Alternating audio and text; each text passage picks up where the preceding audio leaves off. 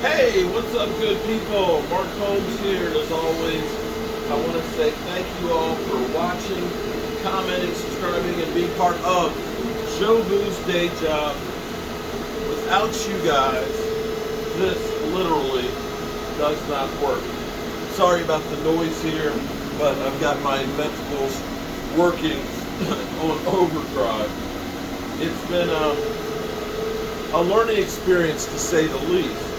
That when you first buy one of these machines, you see all the videos, you see how people are making these great pieces of artwork and stuff out of it, and you think that you're going to be able to do that right away.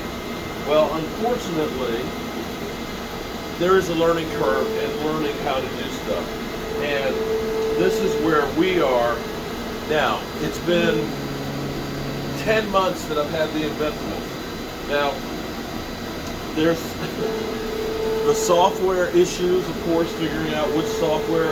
We're actually using a vector software, which is an extra cost, but believe me, it's worth it. But even with the software, you have to learn how to use the software. And there's a difference in the types of blades that you're using. Now, for me, thank God I have my son, who is much better with computers than I am. And he's figured out the vector software and loading it up a lot better. He's better at that, getting it together, and I'm better at doing the finished work, so to speak. So, for example, this is another little thing that I've made actually today. I've had a Lazy Susan hardware kit here for a long time. And so what I've done is I've mounted it onto a piece of plywood that I just roughly cut as a circle and put some screws in the top of it so it raises it off of the surface. And so now I've got like a Lazy Susan to kind of be able to move the pieces. Now this is the biggest piece, single piece, that I've done. This is for a guy in California. Unfortunately, this young lady here in the image has passed away. Now, this wasn't a great picture to start with. This was actually the picture from the obituary. But you can see a lot of the detail that's actually in here. I think it's actually pretty good. I'll end up putting on about 5 coats of the clear coat glossy varnish on it. This is actually only the 3rd coat, and then polishing. Behind me, now this is where it gets to be interesting. What I've learned with this machine is there's a big difference between bits. I mean, if you got a 90-degree bit, it's not going to be very detailed. It's going to be more like it's low def.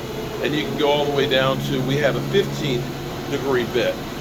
15 is a little bit too much. I actually like the 22. Now, the difference being is when we were using like the 60-degree, you don't get a lot of detail and stuff in there, but it's a lot quicker. Now, as you look at some of these, like this one, look at the detail in that. This one, it took 5 hours to cut. 5 hours to cut. But you can see the face cage, the muscles. I mean, you can see it's got the tattoo. You can almost read the shield and stuff on there. The detail is unbelievable. This is carved into it. The other thing that's interesting too is each one of these will be slightly unique. Because the other thing I've learned on this too is how you sand it makes a difference. Because let me show you something. So we've got the machine here. It's actually like 10:30 at night. This piece won't be finished till 1. So that's why I'm out here varnishing some other pieces and cleaning up the workshop. I mean, we've got all kinds of stuff that's in here. I've got cabinets that I'm building for a rental property I have. We've got this over here. I'll show you the front of that in a second. A toy chest that we're building. But this is that same piece I just showed you. And this is actually, I use Marsh ink. Now, getting Marsh ink, that was a problem because for a couple of months, you couldn't find it anywhere. Finally, Granger, I got a case of it, about $8 a can or so. So I've got 12. I've got probably plenty for maybe a year. But you can look at this now, and here's the thing. I have to sand off the detail, and it's like a delicate dance, because if you sand out too much, then you end up having just a piece of wood. But the trick is sanding off enough that you get the detail, but not too much that you end up losing the shadowing. So it goes from me spraying it like this to me sanding it out to that. So you really have to be taking your time. I start out with like 150 grit. I'll go to 180 and then a 220 to finish it off. And it's, like I said, you can really look at the detail that's in there. I mean, that looks like somebody printed it on there. So it is definitely fun. You know, most of the time is just waiting. In fact, let's take you over. I'm going to take you off the gimbal here. This is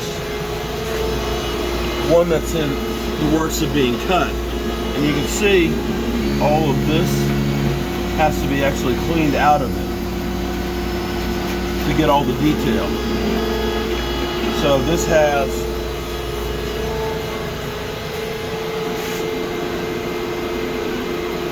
two hours left. 2 hours left, so that'll be 1:30. But there's so many things that you can do with this. I'm still kind of an old school woodworker where I still build my cabinet doors the old-fashioned way with my equipment. But this is a toy chest that we were able to lay out, do the detail work. This part will be stained on the top. This will be painted white. So you can definitely get some different detail, and you can kind of see behind me all the pieces of artwork. It has truly transformed some of the things that I do.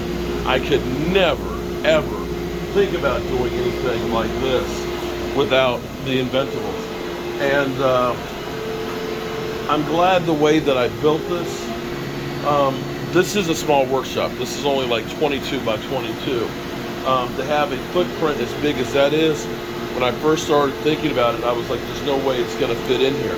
But I ended up putting all my equipment on the perimeter and extending this. So technically, I can take a 4x8 sheet, I can lay it on this table saw table, and it'll be able to work on that, and I can actually scroll all the way through it. So it is definitely something I will be doing in the future. At some point, I'll probably be using it to cut out cabinets and things. But right now, I'm just having fun making all the artworks here. And the detail and what you see is just phenomenal. All right, so I think I'm gonna probably go up and take a shower and get cleaned up, get a little snack here, and wait for 2 more hours for this thing to finish.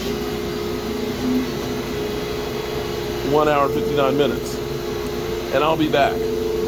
I'll be glad when November's over so I can shade too.